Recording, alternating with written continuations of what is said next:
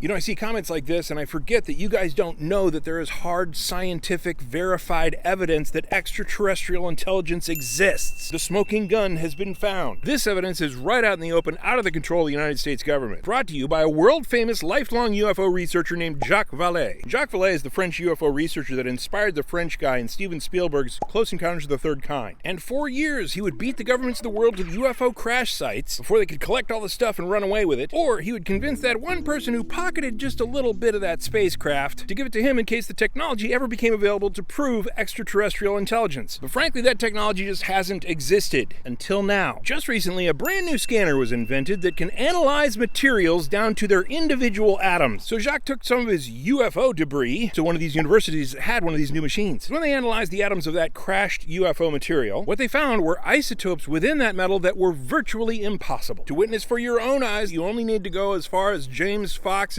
documentary called The Phenomenon. Here's the clip. Dr. Jacques Vallée has collected purported metal debris from UFO cases dating as far back as 1947 that experts are analyzing in a state-of-the-art laboratory. The breakthrough has come with the invention of a machine that enables us to look at the atomic structure. And at that point, the atomic structure is impossible to fake. This device is a multi-parameter ion beam imager.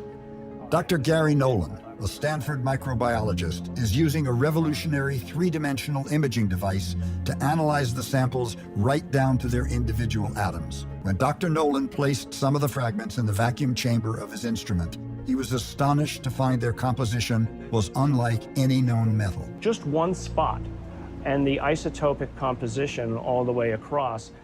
No matter where he looked in the sample's jumble of elements, whether magnesium, iron, nickel, or titanium, the ratio of isotopes didn't make any sense.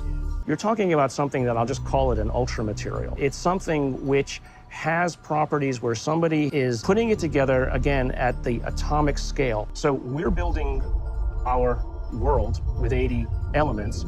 Somebody else is building the world with 253 different isotopes. This material was manufactured.